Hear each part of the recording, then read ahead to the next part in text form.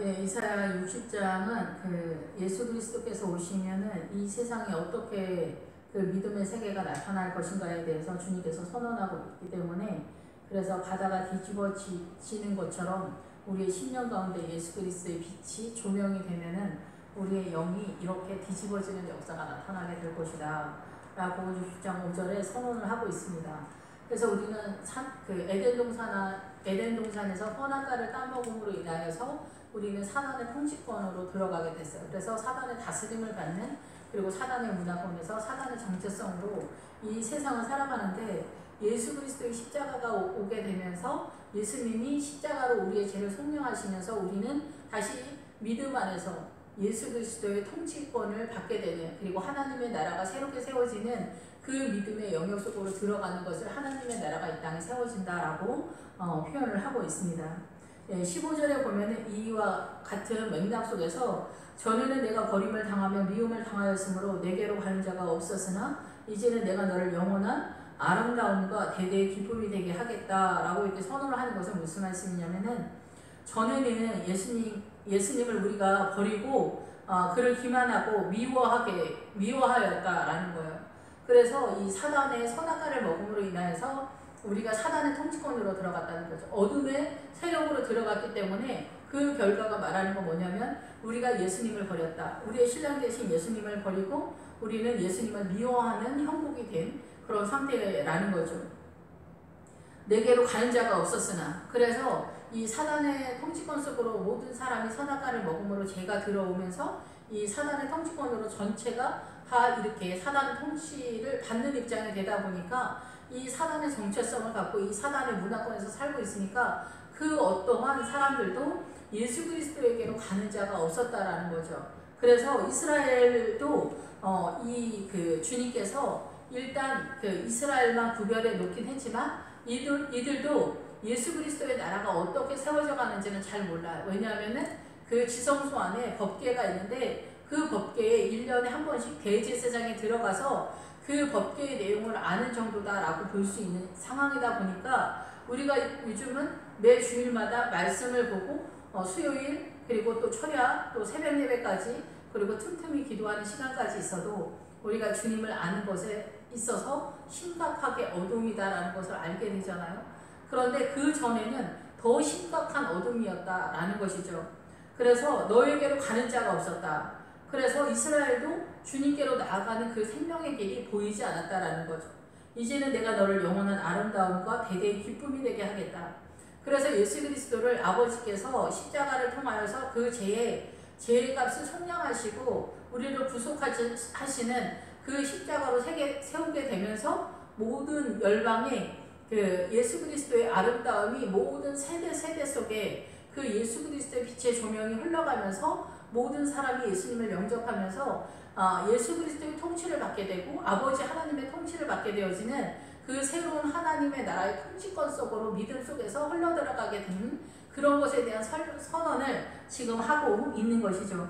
이 앞에서도 그래서 모든 영혼들이 금과 은과 같은 믿음의 세계로 들어가게 되고 성벽과 성문이 세워지는, 그래서 믿음의 사람들을 왕과 같이 세우시는 이 땅의 왕들이 그 새 예루살렘 성전으로 들어가는 것과 같이 이 땅을 주님께서 우리에게 주신다라고 말씀하시는 것은, 원래 이 세상은 아버지 하나님께서 이 세상을 이 에덴 동산과 함께 이 세상을 모든 사람에게 허락하는 거예요.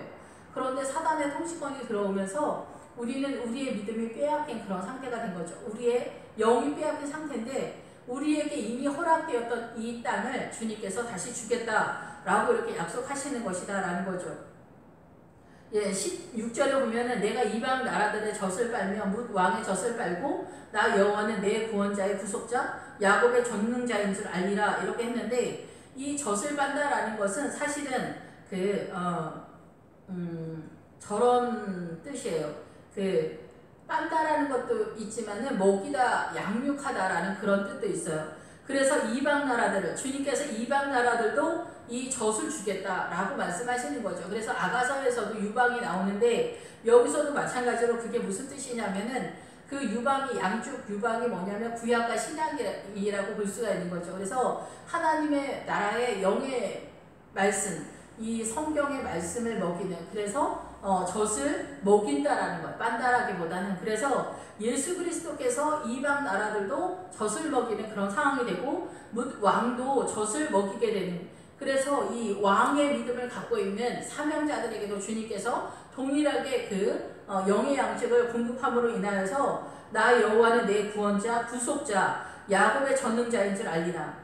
그래서 이 구원자와 구속자는 속량하다라는 뜻도 있고 구속자의 그런 뜻이 있어요. 그래서 앞에서는 구원하시는, 이 죄의 값을 치른 속량하신 그런 뜻이고, 뒤에는 구속자가 되시는 예수 그리스도에 대해서 선언을 하고 있는 거죠.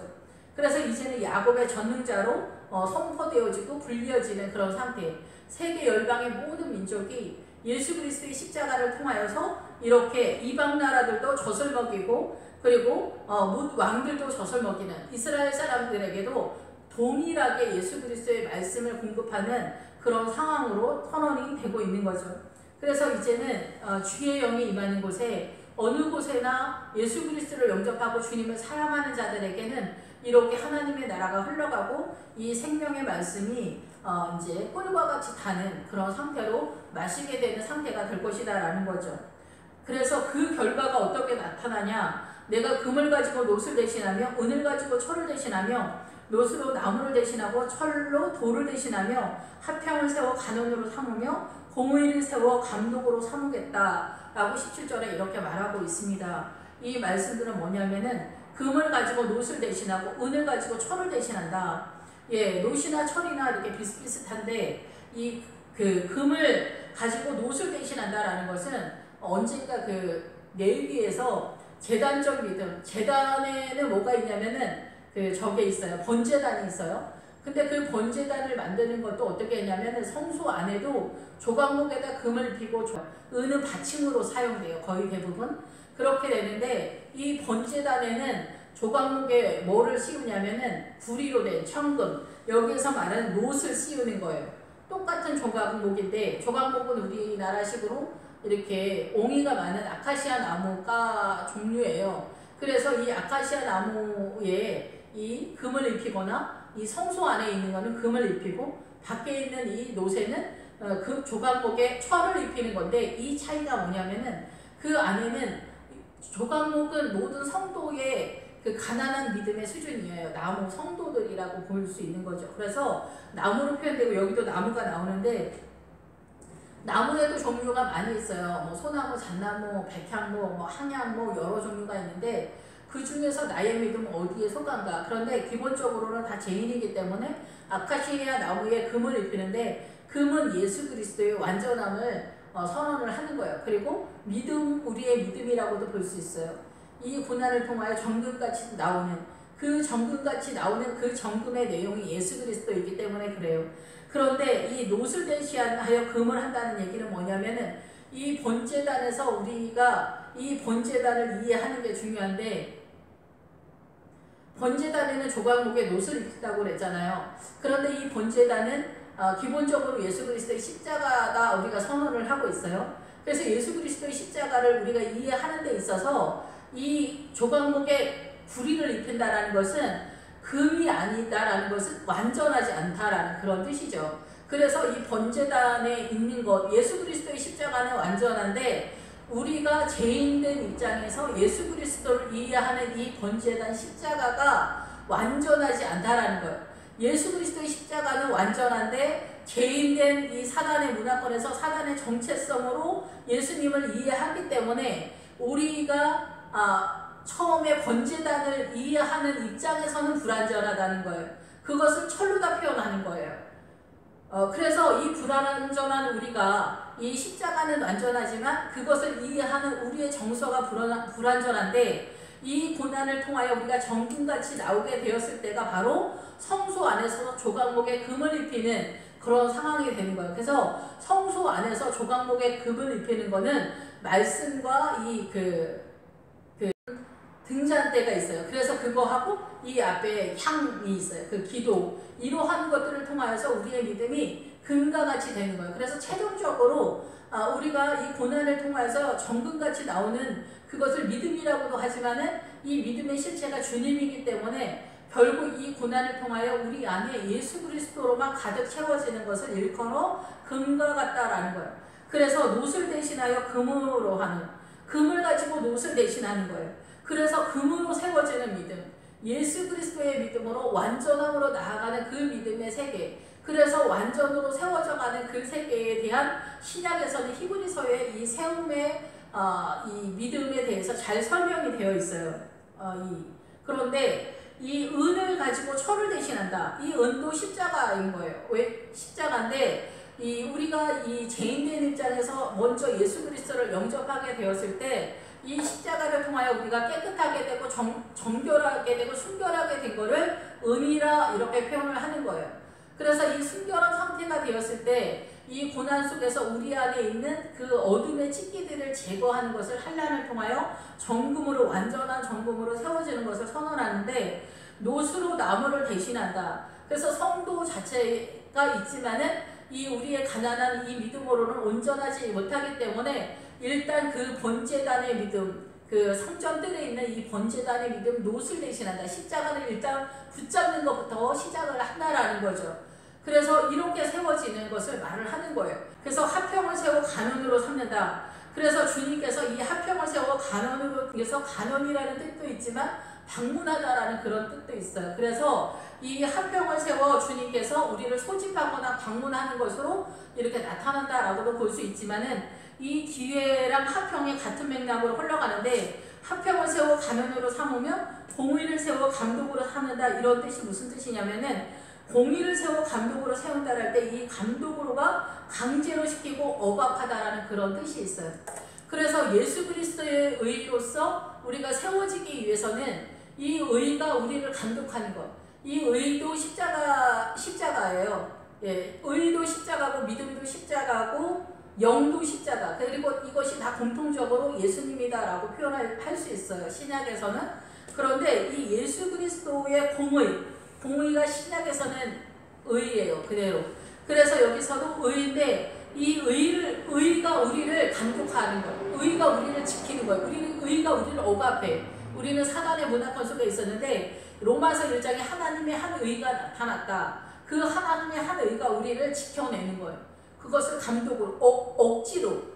우리는 자발적으로 이 생명의 길을 알지 못하고 의를 세울 수 있는 믿음에 있지 않아요. 그래서 우리가 느끼는 체감에서는 주님이 강제적으로 억압하는 것으로 나타난다라고 볼 수가 있는 거죠. 그런 맥락에서 이 샬롬도 마찬가지로 그 고난이라는 그런 뜻, 이 샬롬으로 그 간원을 세운다 할 때 이 간원이 징벌이라는 그런 뜻도 있어요. 그래서 이 고난으로 샬롬이 세워지는 그런 맥락이다라고 이해하는 게 나을 것 같아요. 그래서 예수님을 믿게 되어지는 사람은 금과 은과 놋과 그리고 샬롬과 그리고 의로서 세워지는 것이다 라는 것이죠.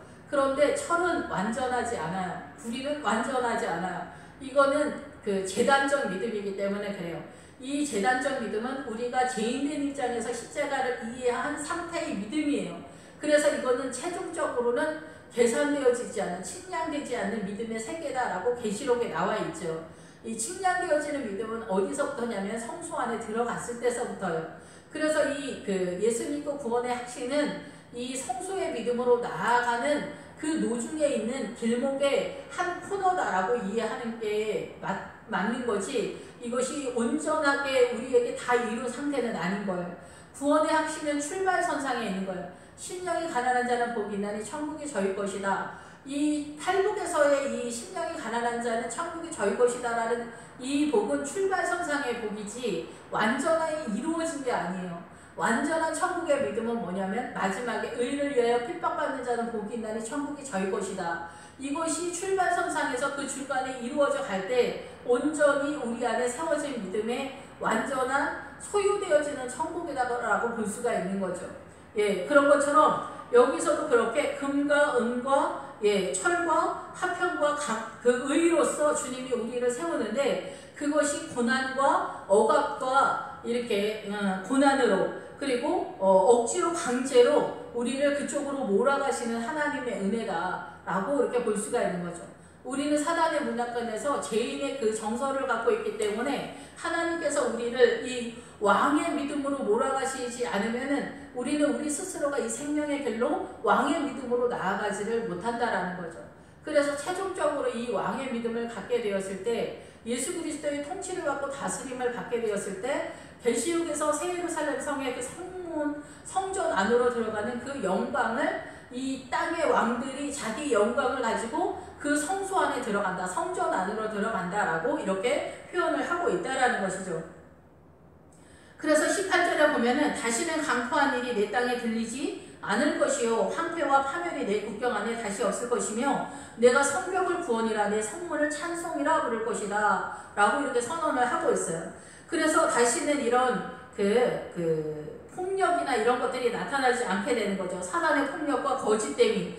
그래서 황폐와 파멸, 이 파괴되어지고 부서지는 상황, 우리의 영적인 상황이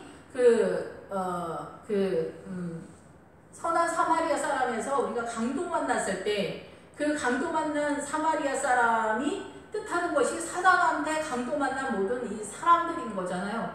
그런 것처럼 여기서도 우리가 선악과를 따먹음으로 인하여서 우리는 사단한테 강도를 만나서 우리의 영혼이 만신창이가 되고 다 부서진 상태예요. 그런데 내 국경 안에 너의 영역 가운데 다시는 이와 같은 일이 나타나지 않을 것이다. 왜냐하면 예수님의 십자가를 통하여서 이제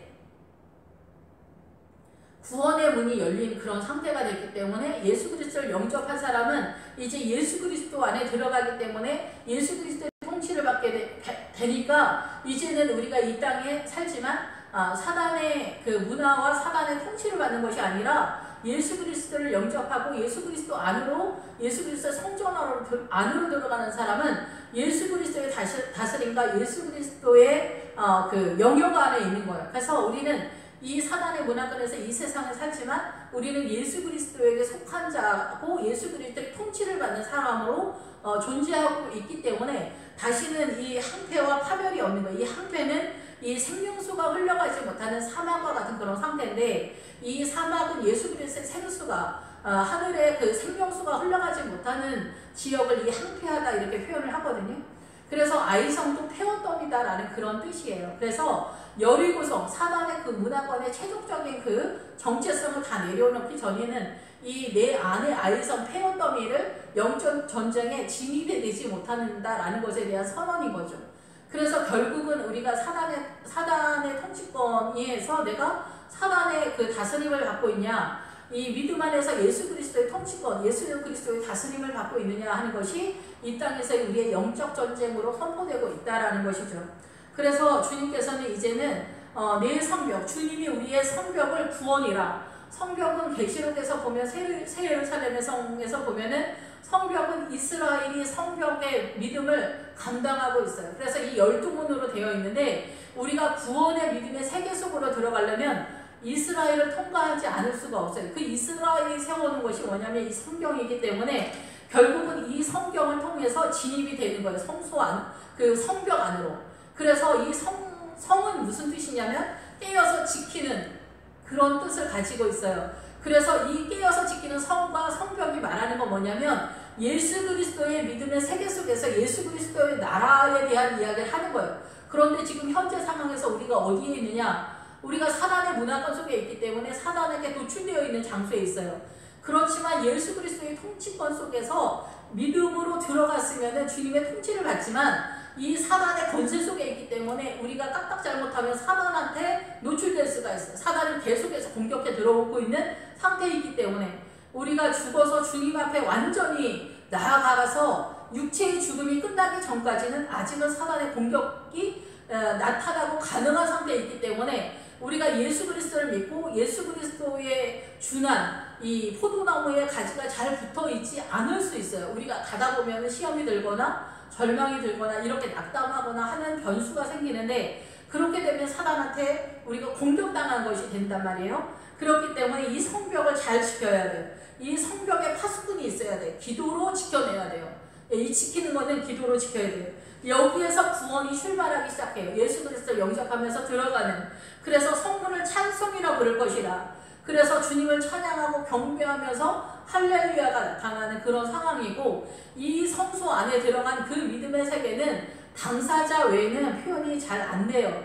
이 성전들에 있는 그 십자가의 믿음으로도 이 성소 안이 사실은 보이지 않거든요. 그래서 내가 너희를 나라와 제사장으로 불렀다라고 이제 주님의 십자가 때문에 말씀하시잖아요. 제사장은 날마다 이 성소 안에 들어가는 사람을 말하거든요. 그러면 제사장은 들어가서 말씀과 성령님, 이 빛의 조명과 성령님과 이 향단이 있는 이 기도의 생활을 하는 사람들이 제사장적 믿음이에요. 그래서 이 제사장이 여기 이제 예수님의 십자가로 휘장이 하나가 됐기 때문에 이 말씀에 있어서 누구든지 주님을 사랑하며 주님께 나아가는 자는 주님이 눈을 열어서 보게 하시는 그런 은혜를 우리에게 주시는 거죠. 그래서 성벽과 성문이 열리면 어떤 의미에서 시작이 반이다 라는 그런 차원에서 반이 들어간 상태예요. 그리고 더 나아갔다라고도 볼 수 있어요. 그러나 우리가 출발선상에서 성벽의 믿음과 성문의 진입이 되었으면은 이 안에 들어가서 이 앞에서 나온 것처럼 금을 가지고 노술 대신하고 은을 가지고 철을 대신하고 노수로 나무를 대신하는 이런 상황이 벌어지는 상황이 된다는 거예요. 그래서 샬롬과 그리고 의가 세워지는 거예요. 예수 그리스도의 의가 우리의 믿음 안에서 세워지는 역사가 나타나게 된다라는 것이죠. 이것이 하루아침에 이루어지지는 않아요. 우리 인생 전체 속에서 날마다의 삶 속에서 하나님의 나라가 우리 안에 세워지는 거예요. 성소 안은 밖에서 보이지 않아요. 그래서 이 가죽으로 이 성소를 처음에 밖에는 이렇게 씌우고 그 안에 붉은 천, 그 안에 흰 천이 있어요. 그래서 이 가죽만 보여요. 밖에서는. 그래서 누가 믿음이 얼마나 대단한지는 보이지 않아요. 예, 그래서 우리가 오해하기도 하고, 예, 잘못 판단하기도 하고, 분별이 잘 안 되기도 하는데, 이거는 주님이 비밀로 붙이신 것 같아요. 우리가 누가 구원을 받고, 누가 구원받지 못하고, 누가 믿음이 정말 좋아서 저렇게 가난한 건지, 믿음이 너무 좋아서 가난한 거지, 가난의 형상은 하나님의 나라의 기본 이 반석과 같이 베이스 기초석인데, 믿음이 좋아서 그 형상을 띠고 있는지, 정말 자기의 가난함 때문에 그러고 있는지, 출발선상도 가난함이고 고급한 믿음도 가난함으로 드러나기 때문에 우리 인간적인 이 눈으로는 식별이 불가능하다라고 볼 수가 있는 것이죠. 다시는 낮에 해가 내 빛이 되지 아니하며 달도 내게 빛을 비추지 않을 것이 오직 여호와가 내게 영원한 빛이 되며 내 하나님이 내 영광이 될 것이다 라고 이렇게 말씀하시면서 비슷한 상황인데, 그 다음엔 부정적으로 다시는 내 해가 지지 아니하며 내 달이 물러가지 아니할 것은 여호와가 내 영원한 빛이 되고 내 슬픔의 날이 끝날 것이다 라고 이렇게 말씀하고 있어요. 낮의 해가 내 빛이 되지 아니하고 달도 내게 빛을 비추지 않을 것이다. 이거는 인간적인 빛으로서 이렇게 존재하지 않는다라는 뜻이고, 그 다음에 20절은 너의 인생에 이제 해 뜰 날이 우리가 있다라는 것처럼 우리의 마음속에 그 너의 믿음의 그 해가, 너의 믿음의 그 날이 지지 않는다라는 거죠. 결국은 같은 맥락이지만은 예수 그리스도의 영원한 생명의 빛이 하나님이 우리의 영광이 되어지는 우리의 존재의 모든 것이, 그래서 우리가 하나님께 영광을 돌리기 위해서 우리가 이 땅에 태어나고 주님을 사랑하는 것으로 이 세상을 살아가는 그 은혜가 선포되는 말씀이죠. 그래서 그 영원한 빛이 되고 여호와가 너의 영원한 빛이 되고 내 슬픔의 날이 끝날 것이다. 내 슬픔의 날이 끝날 것이다 라는 단어가 무슨 뜻이냐면은 샬롬이라는 뜻이에요. 그러니까 샬롬하고 샬람이라는 단어가 있는데, 샬람도 둘 다 똑같은 단어예요. 똑같은 뜻이에요. 그래서 슬픔의 날이 샬롬이다. 그대로 직역을 하면 슬픔의 날이 샬롬이다 라는 그런 뜻이에요. 그런데 우리 그러잖아요. 축복이 고난의 보자기에 쌓여서 온다라는 그런 말을 많이 하잖아요. 우리 신앙 고백으로. 이게 그 뜻이에요. 슬픔의 날이 네가 하나님께 샬롬의 상태로 나아간다라고 그대로 볼 수 있는 것이고, 또 어떻게 볼 수 있냐면 네가 믿음이 세워져서 점점 성소의 믿음을 가져서 이 샬롬의 상태의 믿음을 갖게 되면 너의 슬픔이 끝날 것이다 라고 이렇게도 볼 수가 있는 거죠. 예, 다 같은 뜻이지만은 우리 안에 우리의 믿음이 연약하고 초라하고 찌기가 있을 때는 슬픔이 계속 지속될 수밖에 없어요. 왜냐하면은 우리 안에 있는 어둠을 제거하기 위해서 고난이 계속 연결되어져 가는데 이제 신앙생활을 오래 하다 보니까 주님께서 나를 버리셨는가, 주님이 나를 싫어하시는가, 이렇게 시험이 드는 어느 때가 또 있는 것 같아요. 그럴 때에 주님의 완전하신가, 주님의 그 크신 사랑에 있어서 놓치는 일이 없도록, 예, 시험 들지 않도록 또 그 어느 때인가에 그런 때가 오는 것 같아요. 모두 그렇지 않을 수도 있지만 거의 많은 사람들이 그럴 수 있고, 또 중간에 주님께서 또 인간적인 축복과 은혜를 주셨는데 그 세상적인 그 축복 때문에 또 이렇게 나태해지거나 밀레스 되어지는 그런 상태가 돼서 해이해지는 상태가 돼서 오히려 그런 상태에서도 또 주님을 배신하는 상태로 나타나기도 하기 때문에 이쪽 저쪽 둘 다 예수 그리스도를 온전히 붙잡는 믿음이 우리가 육체의 죽음을 맞는 그 순간까지 잘 이루어져야 된다라고 생각이 됩니다. 내 백성이 다 의롭게 된다 이제.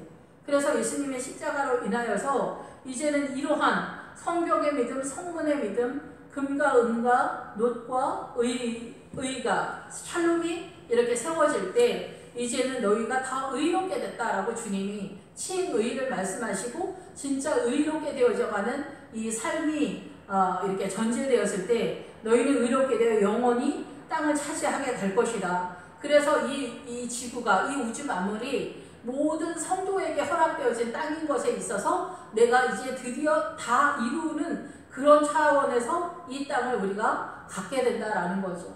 단순히 우리가 뭐 부동산을 갖는다는 그런 의미가 아니라 우리의 거처가 이제 하나님의 은혜로 완전하게 세워지는 것에 대한 컴포다라고 보는 것이고, 또 우리가 요한복음 15장처럼 내가 심은 가지, 그리고 시편의 1편에서처럼 시냇가에 심은 나무, 심은 가지요, 내가 손으로 만든 것으로서 나의 영광을 나타낼 것이다. 그래서 모든 성도가 예수 그리스도를 영접하고 주님을 찬양하고 주님을 사랑하고 주님을 믿는 성도들이 예수 그리스도의 생명 강가에 옮겨 심은 나무라는 거죠. 예수 그리스도의 생명 강가에 옮겨 심은 나무로서 선언되고 있어서 하나님께 영광 돌리는 존재가 되는 거죠. 그래서 작은 자가 천명을 이루겠고 그 약한 자가 강국을 이룰 것이라. 때가 되면 나 여호와가 속히 이루리라. 아직 십자가가 나타나기 전 상태에 이사야 선지자가 살던 시대이기 때문에 이 일을 주님이 속히 이루겠다라고 약속하게 말씀으로 선언을 하면서 60장이 끝나는데, 작은 자와 약한 자는 천하고 미천하고 연약한 자다라는 그런 뜻이에요. 우리가 이제 목회자가 되면은 또 이제 좀 어느 시점이 되면은 이제 뭐 내가 이제 알기도 하고 그래서 교만해질 수도 있고, 그런데 주님은 이 작은 자, 미천한 자, 부족한 사람들을 세워서 하나님의 나라를 세우는 거예요. 그래서 그 뭐 목사든 장로든 집사든 권사든 그 사람의 세계를 세우는 게 아니에요. 김 목사의 세계를 세우는 것도 아니고, 뭐 이 장로의 그 세계를 나라를 만드는 것도 아니고, 우리에게 생명을 주시고 구원을 주시는 주님이 하나님의 나라를 세우는 거예요. 우리의 나라는 사단의 나라예요. 이 사단의 문화권에서 우리가 까딱딱 잘못하면 이것이 이 사고 속에서 이게 믹스가 돼가지고 분별이 잘 안 되는 경우가 굉장히 많은데, 교만은 이 등 뒤에 붙어가지고 잘 보이지도 않거든요. 그런데 이 말씀은 하나님의 나라를 세운다는 거예요. 이런 작은 자들을 통해서 하나님의 나라가 이렇게 확장되어져 간다라는 그런 뜻인데, 우리가 잘 아는 것 같으면서도 조금 지나면 잃어버리고 자기 나라를 세우는 목회자들 의외로 또 많아져 가는 것 같아요. 그리고 저도 마찬가지고 누구나 조심을 해야 될 것 같아요. 주님의 은혜가 아니면 잘 알지도 못하지만은 하나님의 나라를 세우는 것에 있어서 우리가 속는 일이 없도록, 그래서 부교육자들도 하나님의 나라를 세우는 동역자들이고 협력자들이 있고 한 팀이라는 것을 이렇게 늘 기억하셔서 우리가 인간적으로 시기 질투하는 일들이 간혹 가다 보면 보게 되기도 하고, 저도 또 시기 질투할 때가 있고, 그런데 이럴 때 조심해서 하나님의 나라를 세우는 거지 내 나라를 세우는 게 아니라는 걸 알아야 돼요. 같은 부교육자들이 있어도 내가 더 잘하고 싶은 거죠. 또 뭐 다른 차원에서 생각하는 사람들도 있지만 내가 더 사랑받고 싶고 내가 더 잘하는 거 하고 싶고 막 이럴 때가 있거든요. 이것들이 다 사단의 나라인 거죠. 내 나라를 세우려고 하는데 이거 잘못된 거죠. 하나님의 나라를 세워야 되는 거죠. 그래서 같은 교육자들 속에서도 같은 동료이고 말 그대로 하나님의 나라를 세우는 한 팀으로서 동료로서 동역자로서 세워지고 있다는 것에 있어서 사단이 우리를 공격할 때 잘 분별이 되고 깨달아지고 보여지는 그런 은혜가 있기를 원합니다. 기도하겠습니다.